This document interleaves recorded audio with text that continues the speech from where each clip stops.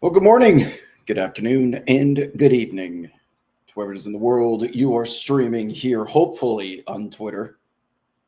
Just waiting to see how this technology messes up. I've got PTSD. Some of you on YouTube as well.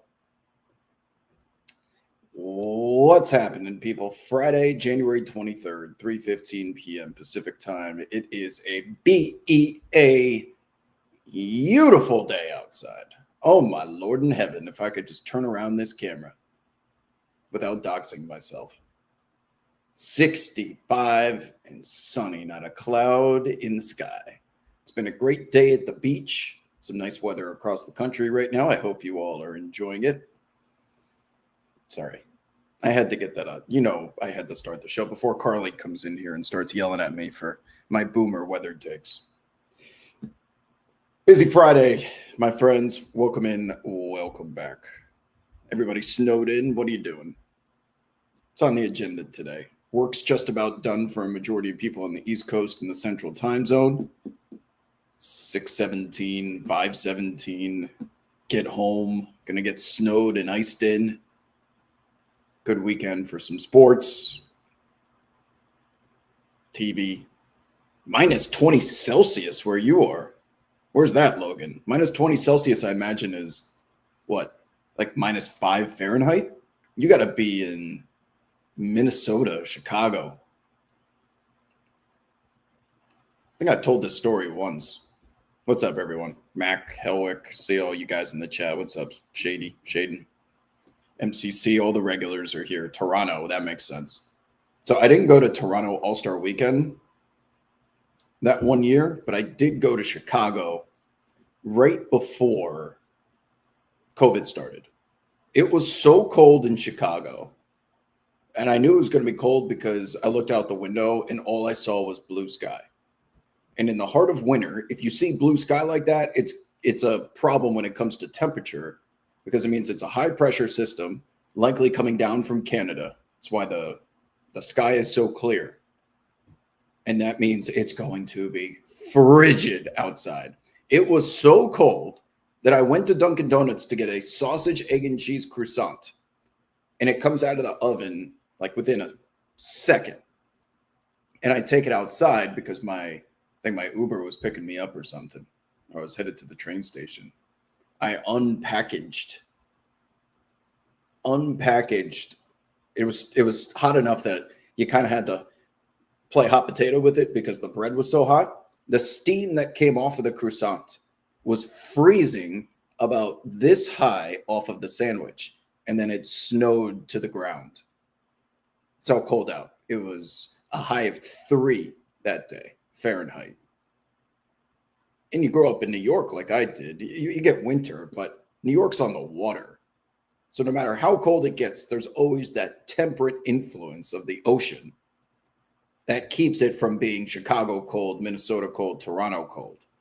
That was the coldest weather I have ever felt in my life.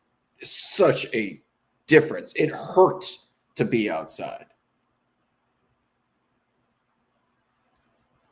I don't know how you people do it, man. Some people really like living there. And it's that cold for like half of the damn calendar. I'm a weather snob now because I live in Southern California and every day is picture perfect like this. But man, I don't know what it would take for me to have to live there. All right. Hey, Danny, good to see you in the chat. What's up, everyone? Happy Friday. Just getting started here with today's Q&A. If you have anything on your mind, this is if you're just here for the first time or you're creeping because this video popped up on your Twitter timeline. Feel free to ask any questions, and I'm just scrolling the chat. Thoughts on... Oh, wait. Marty Supreme Knicks hat thoughts. I saw the Brooklyn Nets had one. They're charging like $50 for that thing. It's too much for a hat. Hat should not be more than $20. What is with fucking late stage capitalism? Everything is overpriced. Everything. Or you either go with the really high end expensive stuff that you get ripped off on, or the dirt cheap stuff. It's very rare to find something that's properly priced nowadays. A super discount option or luxury. That's capitalism. I've been organizing a bachelor party weekend because I'm best man in my buddy's wedding, my former roommate. And he wants to go to a Knicks game in New York City. And it's one of the last Knicks games of the year. It's a Friday night against the Chicago Bulls. And the get-in price right now is like $300 a ticket. Now the market obviously will change, but how much some shit costs, man. This is why families get so upset when they take their kids to a game. Because if it's a family of four, 2 kids plus the 2 parents, or 1 parent plus a friend, let's just say it's 4, and they buy tickets, those things are $200 a pop for a premium game. That's $800 plus parking, plus concessions, plus merchandise, plus gas. That comes out to $1,000 a day. And when the stars don't show up and deliver, like, people feel so ripped off.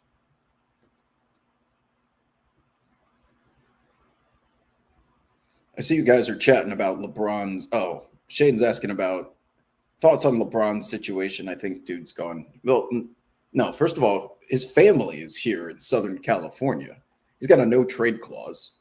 If you're saying he's gone, it's going to be at the end of the year because this is the first time he's headed into true unrestricted free agency. Other times he's had an option, which he's declined.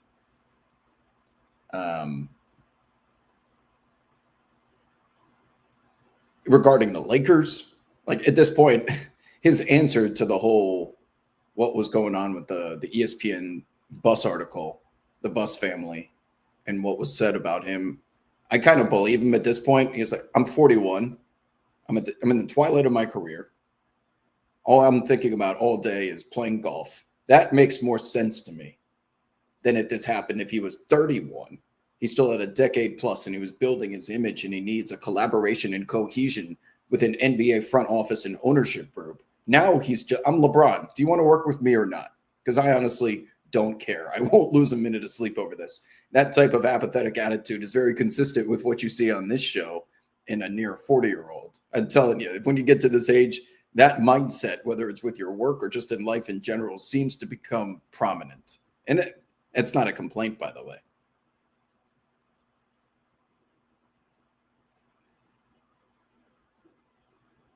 Also, is LeBron allowed to retire without a true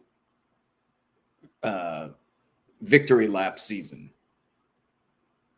I don't think the NBA would just let him go away without properly every single arena selling out, tribute videos, speeches.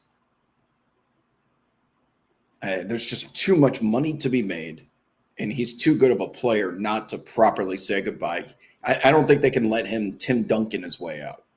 Tim Duncan, that was always his personality. The Spurs would never carry that peacocking bravado that a lot of these. So it was okay for someone like him, probably the greatest power forward of all time. But LeBron,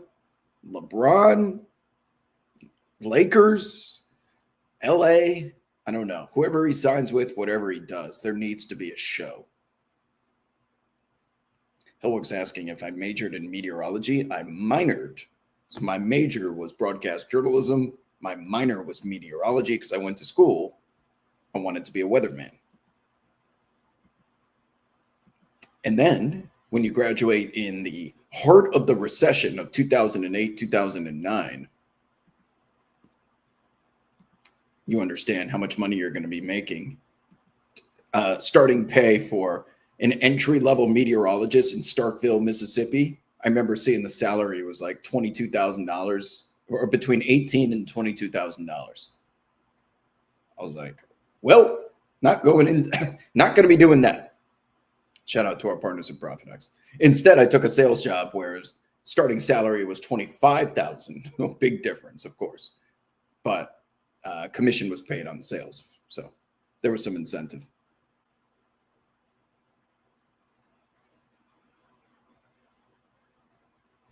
I see you guys discussing, do you potentially trade Jimmy Butler's contract? I would say that's possible if for the Lakers, LeBron would waive his no trade clause to go play with Steph. But Jimmy's got a full year guaranteed at like $56 million. who the hell would sign up to take that on? He's not going to return until halfway through the season next year. Who knows what he's going to look like returning from injury? That's just dead money. Joe, what's happening in the chat, says, we need some trades. It's too stagnant in the NBA right now. Well, you can blame Giannis Antetokounmpo for that. Did you see tonight here on ProfitX, the 8-point favorites against the Denver Nuggets? Milwaukee Bucks, 8-point favorites. They shouldn't be 8-point favorites against the damn Generals. But here they are. Jamal Murray's questionable. Peyton Watson coming off his career high. Got a little injured in that game as well. Maybe this is the one that they're just going to punt on, and Vegas doesn't have tall towers by accident. So I imagine a lot of people are going to be taking Denver in that one. We'll see how that goes. But yeah, everyone's waiting on Giannis. That's the domino. If a decision is made on Giannis to either trade him or say we're officially closed for business, you'll see other teams start to move elsewhere. But yeah, it's the only trade that's happened is Trae Young so far.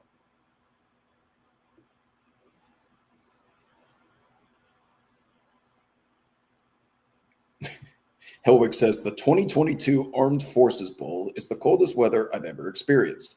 Air Force declined the trophy presentation because they wanted to go inside. 10 degrees with 20-mile-per-hour winds. Armed Forces Bowl. Aren't most bowl games played in the South? That must have been like Shreveport or something. What was the city there? -20 in Bozeman when I was in college was a brutal experience. So Montana right now has no snow on the ground. I saw a video from Park City where you can see the damn golf course going up the ski lift. There's no snow up there.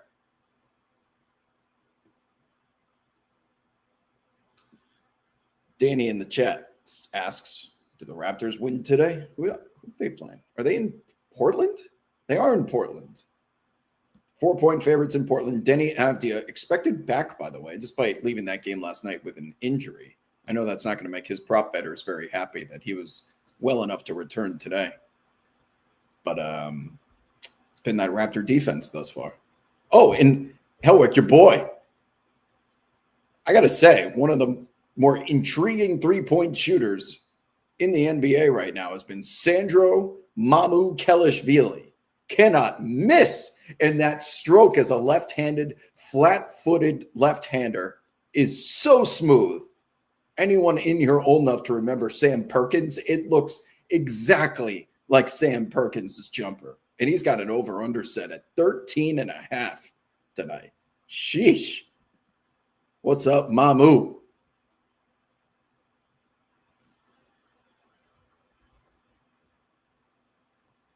Luka's in Dallas tomorrow. Am I the only one who just doesn't care?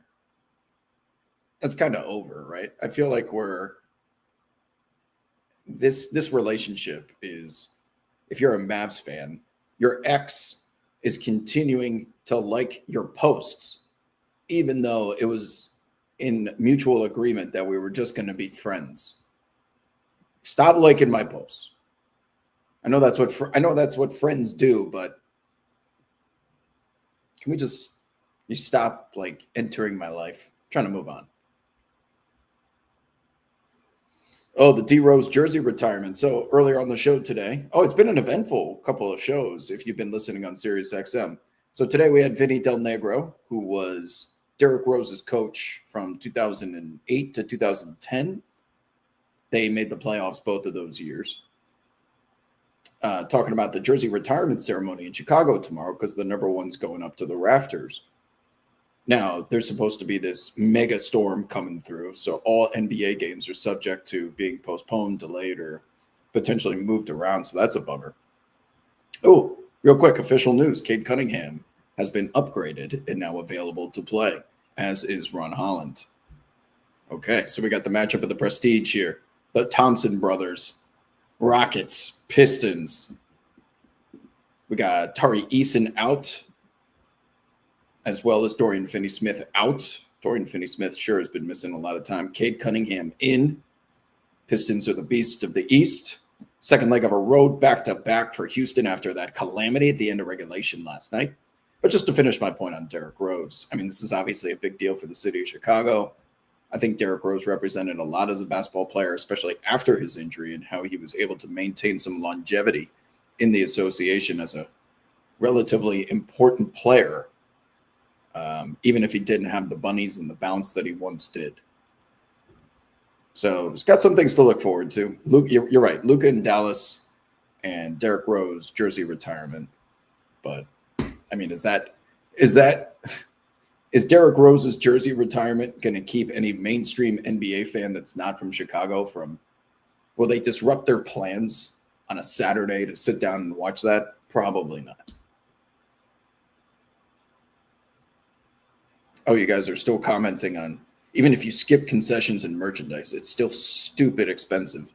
Man, especially if you're in a major city, Clipper games with the new arena. Clipper games used to be the exception because you could get club seats at Crypto.com Arena, meaning mid-court, let's call it like row 30, 25 to 30. That area of Crypto.com Arena is actually a club. And I remember getting Blazers versus Clippers tickets when the Clippers were still like championship contenders. I once took a date there. She thought like, oh my gosh, these are such amazing seats. I paid $22 a pop for them. $22. That's it. Lower bowl midcourt. It was a Tuesday night against the Blazers. And that would be the explanation as to why. And I waited for the market to collapse.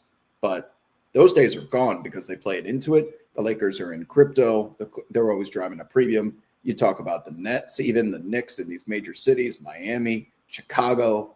You got to live in like Memphis, New Orleans. Even the Utah Jazz games are sold out to the brim, and they're expensive. Shit is expensive, man. You cannot take a family or friends to a game anymore for less than $100 if you're paying for everything. It's only natural that people want to eat something while there. Might want to buy something. You're going to park unless you're commuting with good city mass transportation. It's expensive. And when the NBA doesn't deliver, this is how they slowly lose and bleed fans. All they care about right now is the bottom line. So when today, for example, you could see they were publishing, NBC put out Martin Luther King Day broadcast numbers. The Knicks did a 2.1, Cavs Thunder did 1.8. It's fine, whatever. Compared to the NFL, it's a drop in the bucket.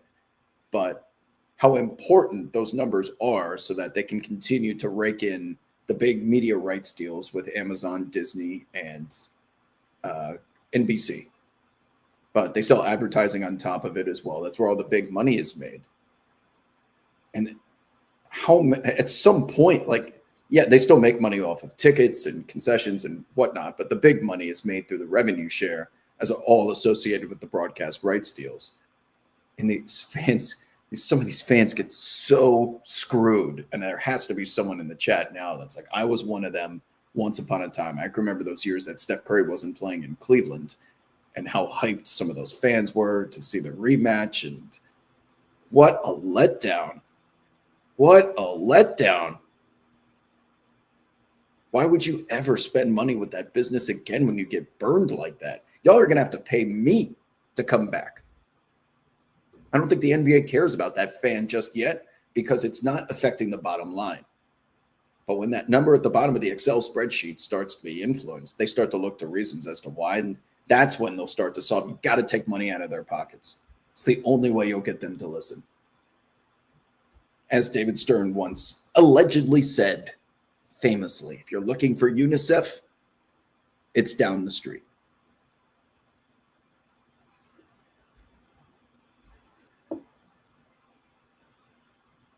Stoney says the Lakers defense is so frustrating. Last night's second half shows its effort, not ability, just mad inconsistent. But the problem is when Austin Reeves comes back, it looks different now because you have Jared Vanderbilt out there running around like a Tasmanian devil with Marcus Smart. You're going to have to take one of those two off the floor to put Austin Reeves back on there. And then you have 3 point of attack defenders who are vulnerable in LeBron, Luka, and Reeves. And that will change the entire tilt of the floor.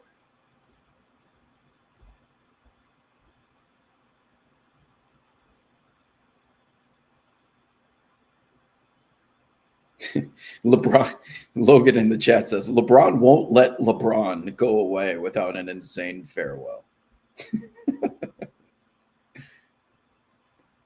That makes sense. Retirement tour idea feels very different on a playoff team versus a 20-win team like Kobe. That team was so bad. But it set up that game against the Jazz because both teams were terrible. And everyone was there just to see the individual performance of Kobe, and they didn't care about whether it affected the team's win-loss record. And before I forget, yesterday's show with Coach Sam Mitchell, who was head coach of the Toronto Raptors the night that Kobe Bryant dropped 81.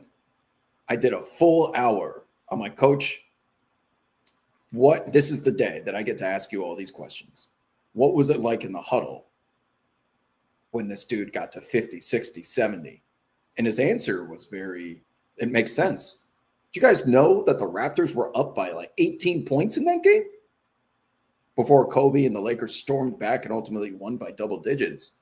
They were focused on winning the game. We don't give a shit. But then they realized that Kobe couldn't miss scoring his 50-plus whatever he did in the second half. So they ran a triangle and 2, a box and 1, a zone tilted to whatever side of the floor Kobe was on. And he's like, yes, we were obviously paying attention to him more than we would any other player. And it still wasn't enough. The guy was just making ridiculous shot after ridiculous shot. And you think about the stars that have to align for a performance like that, because usually when someone's going off with that type of accuracy or inefficiency, the team is ahead by so many points, they end up getting pulled in the fourth quarter because it's a blowout. For Devin Booker to get to 70, the Suns were getting destroyed, and they kept force-feeding him, and it was like nails on a chalkboard type of basketball, trying to get him to the number, which he ultimately did. That's why I just don't know if it's going to happen anytime soon, because the game has to be that exact particular circumstance. And we went into the box score. He's like, we got crushed on the glass that night. I didn't have any centers because Chris Bosh at the time was thin. He wasn't a true center. They had Matt Bonner. They had Mo Pete on the floor, Jose Calderon, and Mike James. They didn't have anyone to box out Chris Mim, Kwame Brown, Lamar Odom. They nearly doubled them up on the glass that night. Twice as many rebounds for the Lakers. So they were getting second chance opportunity after second chance. And God, so many factors went into it. And then he told the guys in the locker room after the game, he's like, normally you would be upset that you just conceded one of the best individual performances in NBA history, and you're going to feel embarrassed. And he's like, y'all keep your heads up high. You did everything that I asked, and you just lost the only reason why we lost was because a great player had a great performance.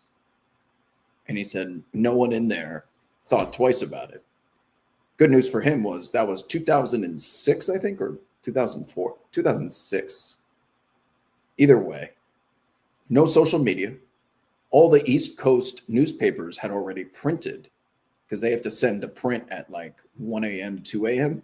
So it got no coverage, at least everywhere but the West Coast of the United States. And at the time, it wasn't as big of a deal, I think, as we make it out to be now, considering Kobe's no longer with us. He finished a great career. He won all those titles and whatnot. But what a night, man.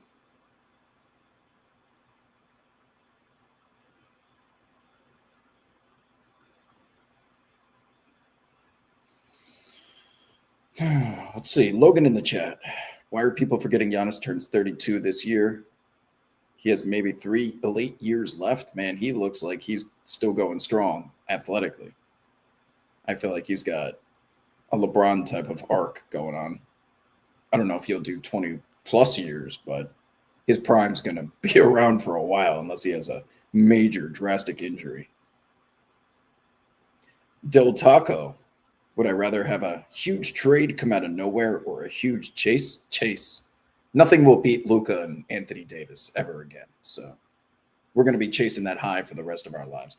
And now that free agency is practically dead, like the summer doesn't have any big trades, the moment that July 4th at midnight on the West Coast hits, you're getting some subtweets from players at 1 a.m. you know something's about to drop. All of that hype has been destroyed.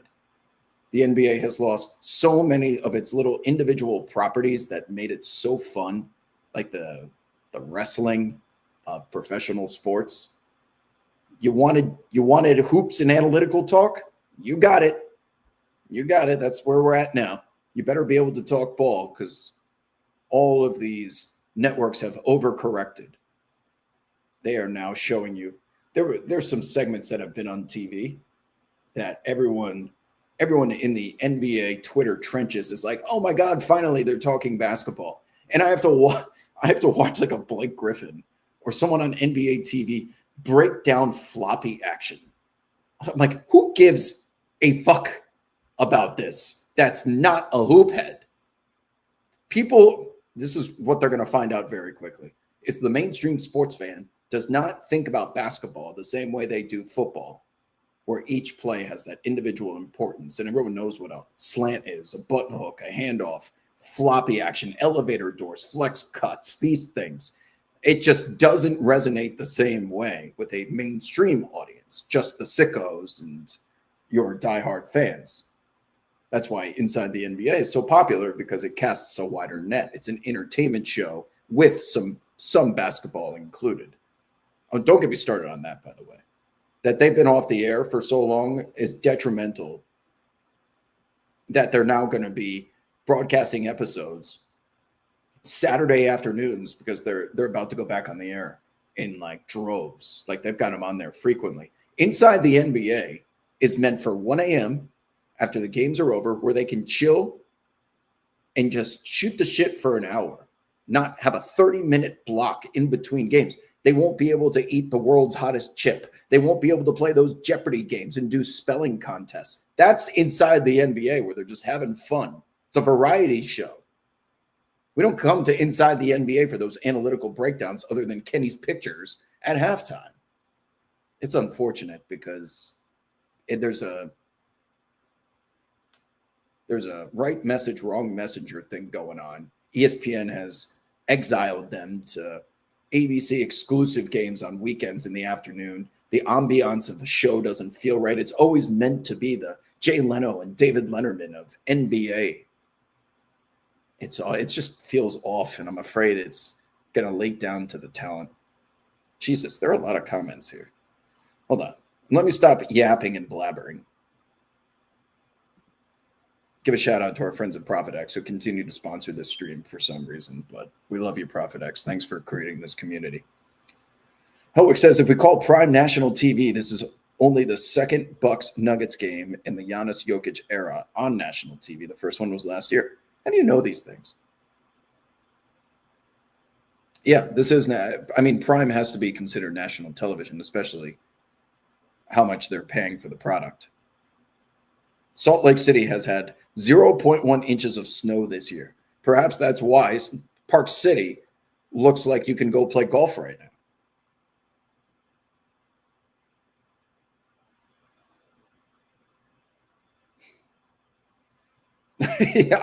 I will forget. I'm sorry. I'm catching up to the Mamu Kelishvili portion of the show earlier. We will never forget his Knicks game last March. I will. How many points did he have that night? Dude can't miss. He's got the smoothest stroke for a lefty. Joe says, I don't care about Luka versus the Mavs anymore. Nico got fired. Me too. I don't give a shit. The fans will be like, hey, welcome back, Luka, and then they'll play a basketball game. B. Walsh, there's a new name in the chat, says, will I stream if there's a chase tonight? I'm expected to have some company over, and we may go out to dinner, but I will force her to watch a chase if we're back here. You took a date to a Clipper game? Well, I took that date to the Clipper. Helwick says that goes against everything you've taught us here. No, what I've taught you is Lakers are for the wives, Clippers are for the side pieces. And that was the only night we could both go out. And the Clippers were home, not the Lakers. Maybe that's why it didn't last very long, because I took her to a Clipper game. Going to like a Kings game, LA Kings game, hockey game, those are so fun live. It's nice that baseball games remain more affordable. Not if you're going to dodge to go to talk about going to taking dates to games. Dodgers Padres was $125 a pop for mezzanine level seats. Now I get it's Dodgers Padres, it's the rivalry. Come on, there's 70,000 seats there, and I got a deal.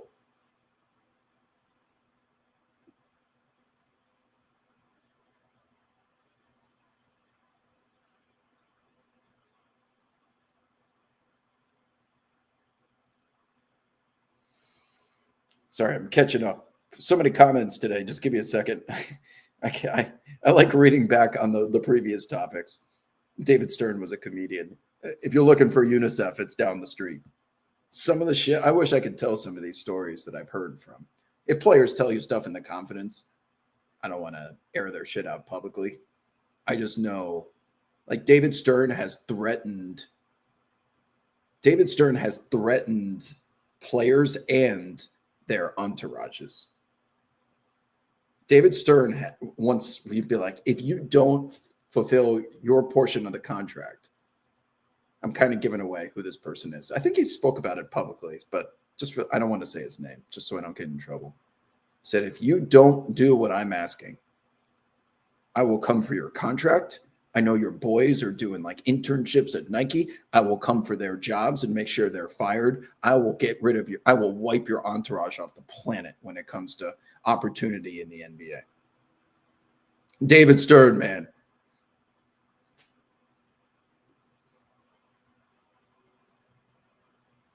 Carly, I see you in the chat. Worst part about being a Rockets fan is looking at the lower bowl on TV. So yeah, I see that too. Why?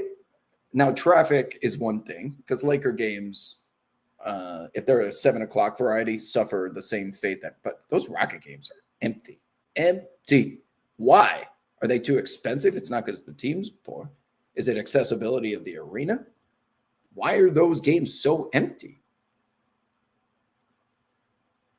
That's the most noticeable one. The Rockets should consider doing theater lighting then. The Nets do it, the Knicks do it, the Lakers do it. I think the Timberwolves just started doing it as well. Theater lighting would make the arena look more crowded than it actually is because it's all dark with the exception of the spotlight on the court. Alex McKindle's in the chat says, is the Peyton Watson representative here today? 35 points last night. Light work. Career high. Del Taco says, my solution to it is any player who sits has to spend the entire duration of the game on the concourse doing meet and greets with fans. Good luck. NBA players have so many PR obligations. It's like 2, unless you're a star, then it goes up to 4 or 5.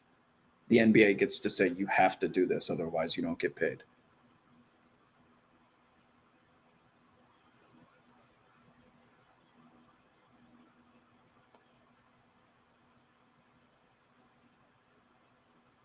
Amir, what's happening in the chat says, what did I miss? We've been through a variety of topics today. We've not been getting much news, lineup news on these shows. The whole point of the show originally was to sit around and wait for all of the NBA like questionables. Are they in? Are they out? But the NBA has been forcing these teams to start putting out their statuses earlier in the day, so you have a much better idea. We're looking for like closing line value and stuff.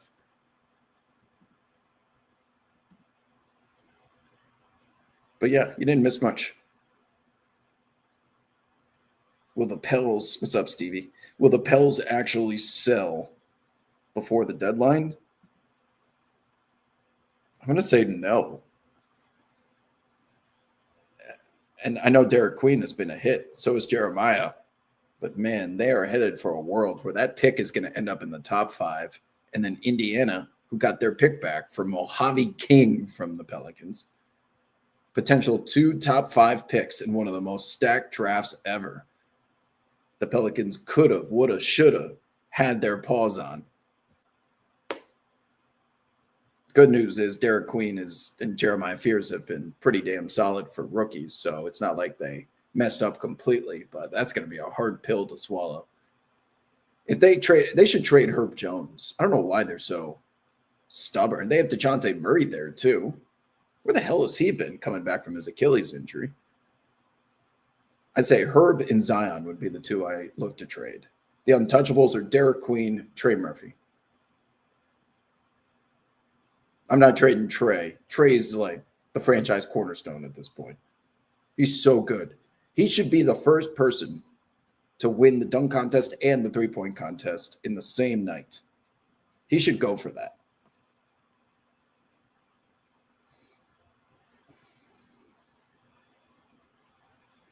Kevin Durant is now co-opted with the 4th of July. Those days are gone.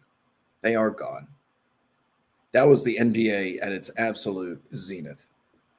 2016. Summer of 2016. That Western Conference Finals, the way that the 5, 6, and 7 went in the finals, that off season, that was what made the NBA so fun to cover. It was just a walking, breathing soap opera with the highest quality hoops, with the generation stars at their peaks. We are so far from that right now, man. Woof. I knew it too. Any longtime followers, I'm like, this will be as good as it gets. Enjoy it. Enjoy it. I don't know if it'll be that fun ever again. You're not having stars going on to Instagram and like trolling each other anymore. Even Joel Embiid doesn't. That was Embiid's like when Embiid was trolling everybody. Man, good times. Why does everything got to get ruined? What ruined the NBA compared to 10 years ago? Money?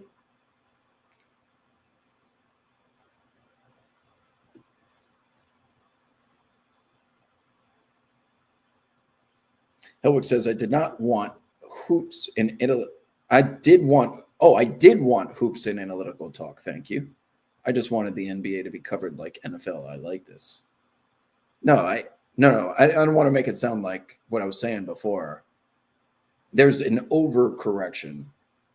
The way that you transmit that information to the common fan should not be as in-depth as it currently is. It needs to be articulated in layman's terms. The education level needs to start at 101, not at 301. To me, it's a 301 level. If I sit with my 7-year-old mother watching players break down, and she's as big of a basketball fan as it gets, break down all of those different formations that I set up, she would have no clue, even if they were teaching it. You got to start a little bit more simple.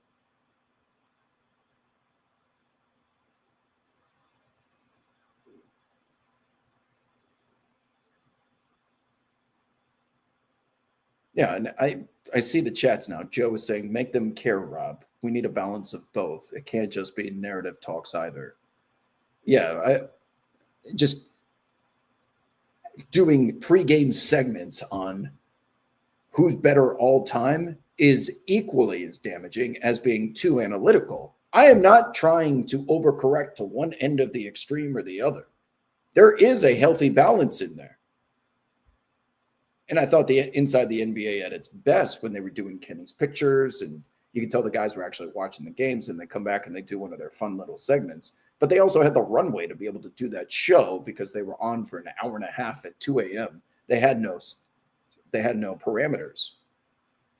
I fear that show before they started regressing back to not even knowing the players' names, that model has been, all that made it great has been slowly siphoned away.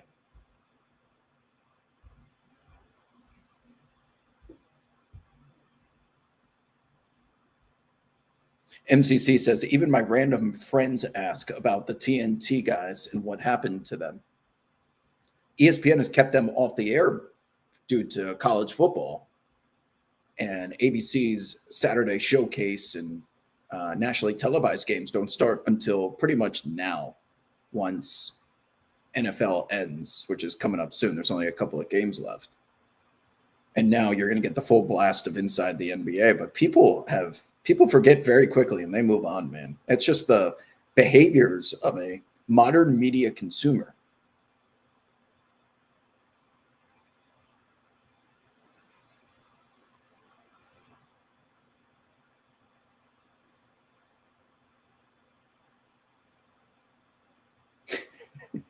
JTZ says, how do the Pelicans have more untouchable players than wins?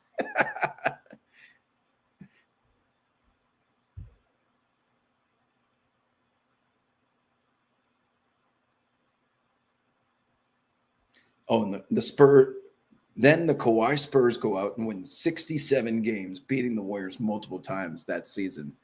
That was that was 2016 you're talking about.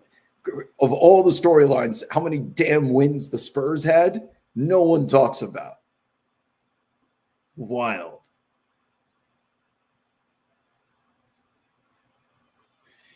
Carly says, I think overinflation of content in all sectors has watered down entertainment at large.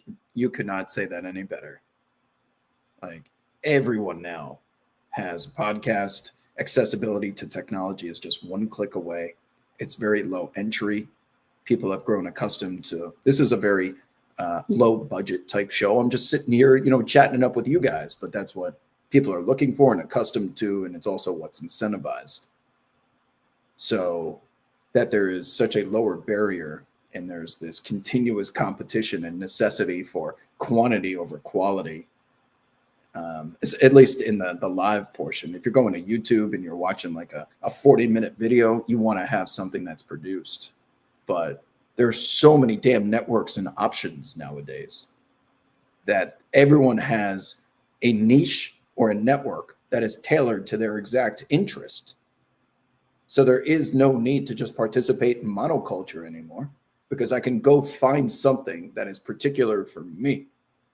And then everyone's in their little hives. It's just all diluted and fractured. And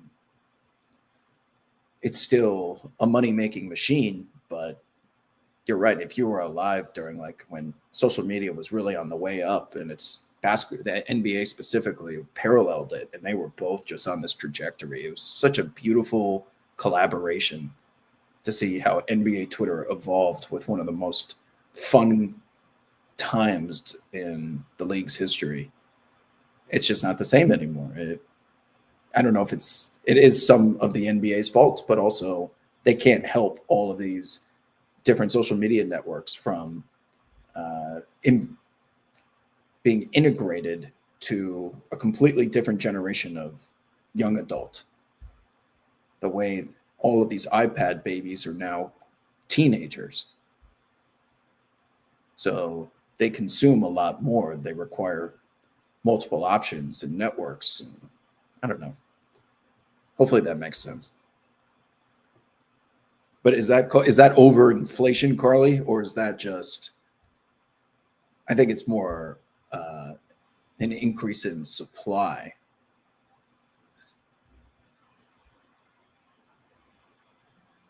But either way, I get your point. Look who it is. The Clippers must have won last night because Vegan Barbie has found her way into the chat. Did we all see the Clippers win last night? Great job, Clippies. No matter what, the Clippers could win every single game. They're 14-3 in their last 17. It's the best record during that stretch. The Clippers could win every single game for the rest of the regular season, and I will still write them out in the first round, pretty much against any opponent. Unless they play the Lakers. That's the only team I would consider them beating. I will not do this. I have learned I am Clippers sober, and I wish people would stop tempting me with Clippers affiliated content because I will no longer ever trust them for the rest of my life. That bridge has been burned. There's no going back.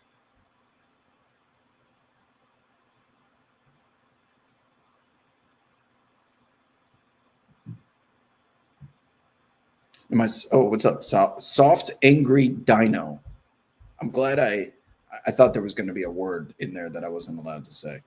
Says, surprised by the Blazers' recent success. Everyone on the team seems to be playing better lately. Well, Denny Avdia's I mean, absolutely killing it.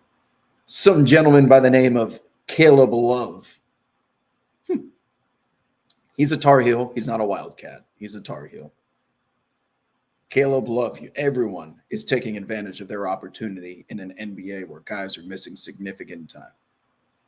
Every single one of these shows, I have added someone's name to the list of Dennis Jenkins, Ryan Rollins, Nick Smith Jr.'s, these guys who have made names for themselves this season because of opportunity given to them by an absent rotation player or star.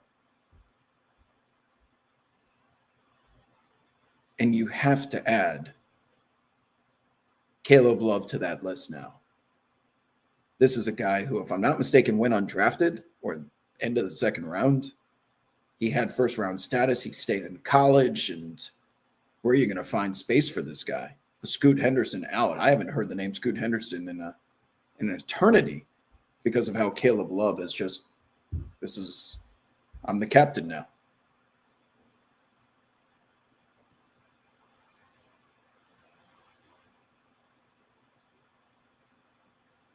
Oh, good point. Joe says American Superstars not panning out kind of hurt too. Zion, Ja. All we have is Ant right now, pretty much, and Cade. Ant, Cade. I mean, LeBron and Steph are obvious. I'm just thinking of like the next generation. Brunson, Jaylen Brown, Tatum.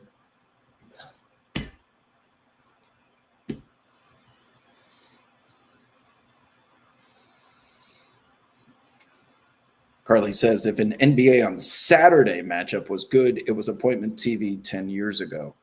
Well, 10 years ago, those were ABC games as well, when Mike Tirico was with Disney. They even had Brent Musburger back in the day, in the 2000s. The Sunday NBC games are coming back. Those were what meant something in the 90s. So perhaps they can make afternoon hoops on the weekend matter again. But they at least start off with three good matchups. You got the Knicks and the 76ers. Should be a war. Tyrese Maxey is unbelievable. How he was able to get to the rim that many times last night. He's the leader of that team. The way that he speaks to guys on the bench, and he's out there hugging Edgecombe. Embiid gives us 45 minutes, 35, 15, and 10. But Maxey's ability to finish last night against an elite Rockets defense. He is faster with the ball in his hands than he is without it, it feels like. He's so good.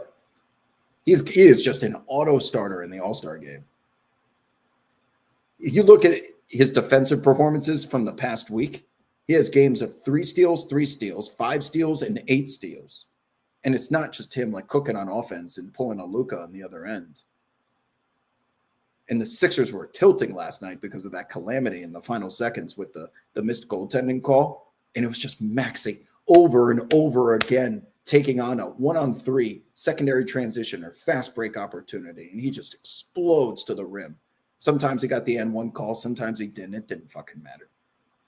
He is star. So maybe, you know what? Ant, Cade, Maxey.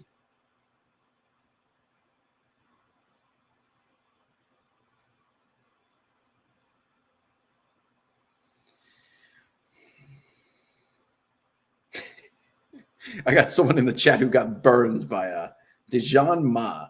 Says, hey, which coaches lie the most? Jay Kidd claimed 20 to 25 minutes for Flag last night, and he played 30. You must have had the under. I know that feeling. I had a Kobe White over-under once on a minutes restriction, and he blew right by it. Liars.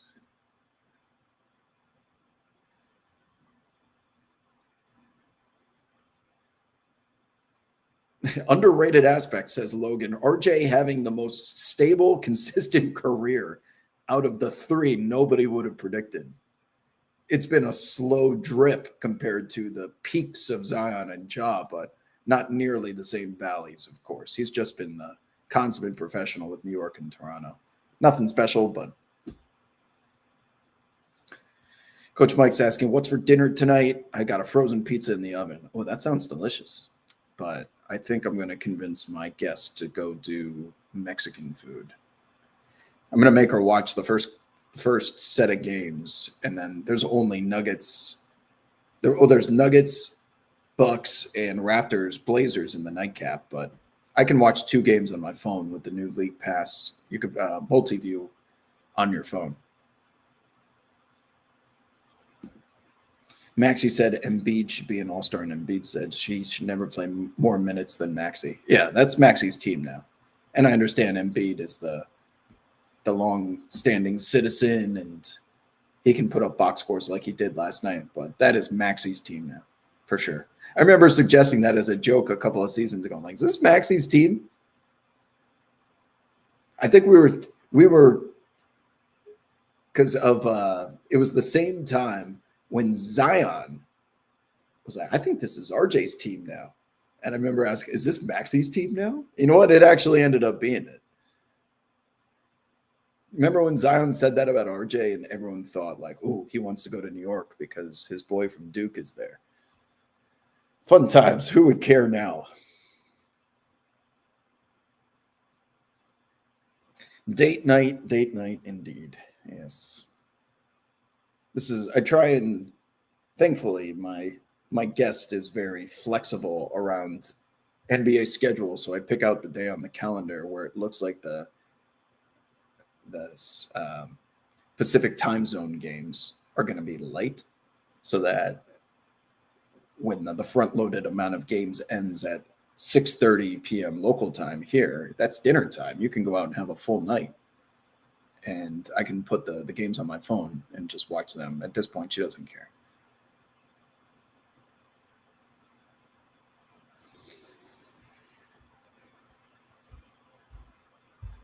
Brandon Ingram. JTZ is suggesting that Brandon Ingram can enter America Star Talk if the Raptors make some noise in the playoffs this year. Yeah. I mean, that noise is going to have to be loud.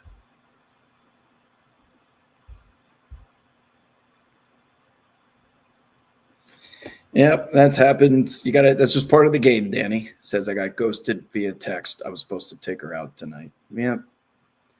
That's happened hundreds of times before you and after you. Just got to keep putting in the work, as the NBA players say. Trust the work. Honey roasted peanuts. Delicious, by the way. It's a numbers game. Dating's a numbers game. I compare it to when I was working for the New Orleans Hornets. 100 sales calls a day. One of them, all I needed was just one to be a yes. You get one, you've done your job. So apply the same theory to 100 sales calls, the 100 matches on Hinge. All you need is one. You can't marry the whole world. Am I driving the date on the bird scooter? No. She knows I drive a bird scooter, though. I think I showed up to our first date on a bird scooter. Yeah, I did.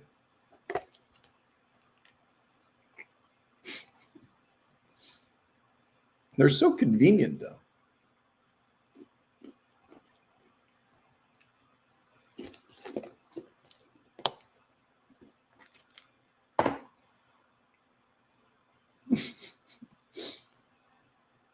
Sir Capalot says, what are we talking about? I just got here. Well, variety of topics, to say the least.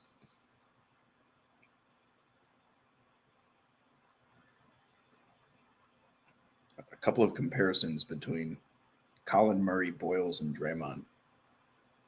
What do I think? No, I would compare those two, Scotty and CMB, to the Terror Twins. I meant Thompson and Tari Eason would be much more accurate. Length, wingspan, versatility, size, rim protection, can switch everything 1 through 5. Yeah, Terror Twins.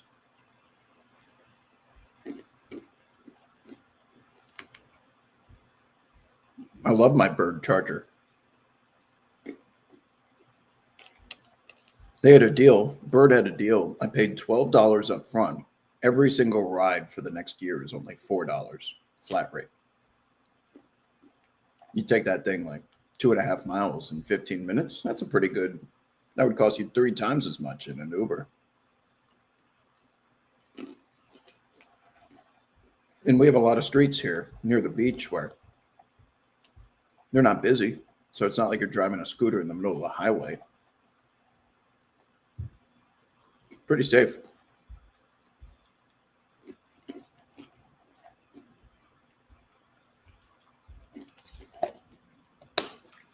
Best guess who comes out of the East.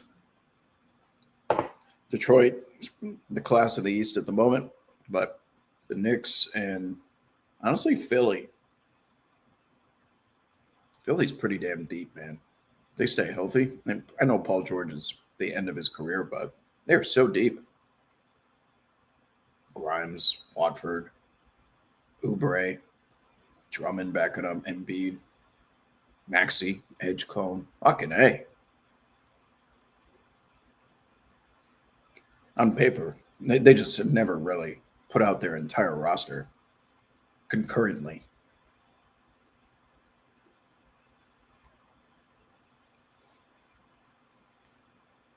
What's winning Best Picture? That is one battle after another. It'll win easily. The Golden Globes tell you everything you need to know.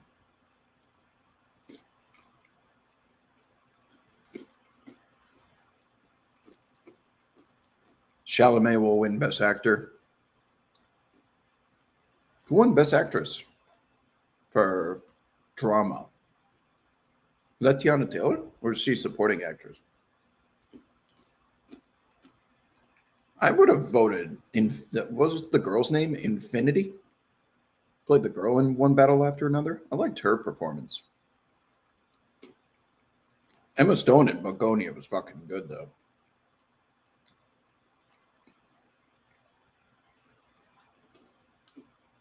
Jesse Buckley will win. Do I need to watch Hamnet?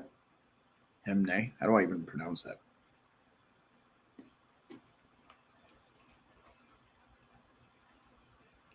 Chase Infinity.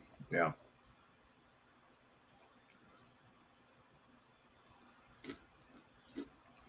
Knicks are a better team in a playoff setting than the Pistons. Cade can't do it all in the playoffs.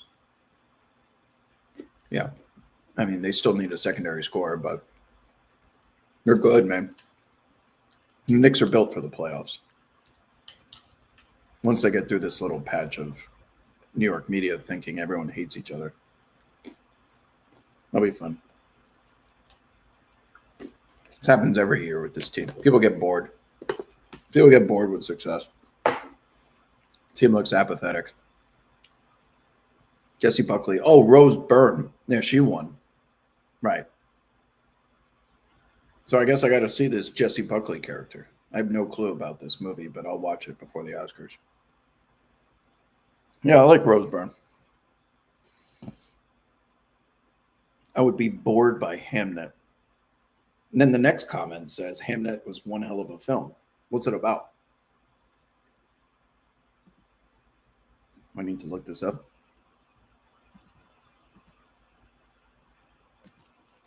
What is Hamnet about? Let's see what artificial intelligence, to see how accurate it is. Hamnet is a 2020 historical fiction novel and a subsequent to the life of William Shakespeare's wife Agnes and the death of their 11-year-old son Hamnet from the plague in 1596. It explores themes of intense material grief, the strain of marriage, and how this profound personal tragedy inspired Shakespeare to write his masterpiece, Hamlet. Story of grief. All right. Well,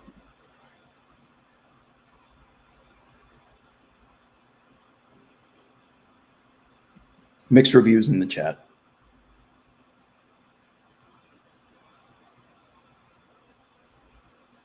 It does sound like a bummer, doesn't it? So most of the award-winning movies are sad or hit some, like I could even argue One Battle After Another is sad.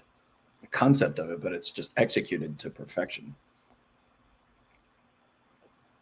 I'm sticking with my 9.9 out of 10 for one battle after another.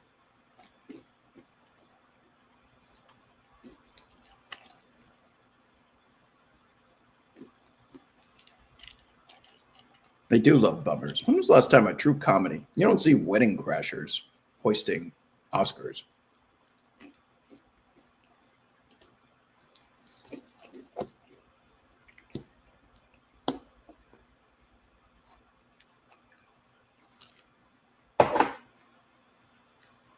Yeah, even my boy, one of my best friends, won an Oscar with Spike Lee. You search Black Klansman, you know what that story's about. A black guy infiltrating the KKK. It's always a topic like that. When was the last actual comedy? Because they cheat the category now. They put like Marty Supreme, I think, is considered a musical or a comedy. That was a drama. That was chaos.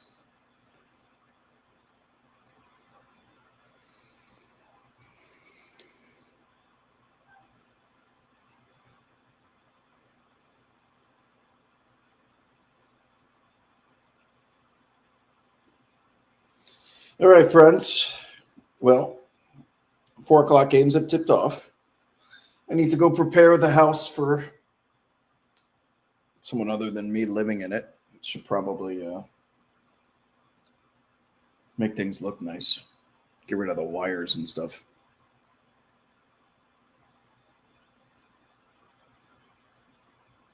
But until next time, I'll be back on Monday. If you guys wouldn't mind hitting a like button or retweet button on your way out, be greatly appreciated. Shout out to our sponsors in ProfitX. If you're interested in any CLV tonight investing, I hope you consider ProfitX as your source. GG's in the chat. Maybe we'll have we'll have an Inside the NBA to react to. We'll have a weekend of important games. Knicks litmus test. Luka back in Dallas. Perhaps a trade. It's been a pleasure speaking with you all. It's that scene from Titanic where it's a pleasure playing with you all this evening. Then he stays and keeps playing the violin. I'm going to be doing that as soon as I sign off. Maybe we'll get a chase in the next hour or two, but until then, I will see you guys on Monday. Stay safe, Carly. Don't be going outside. Be a boomer. That New York winter you signed up for. You like the seasons, people. You wanted the seasons. You got it. Enjoy. I'll be at the beach. Goodbye.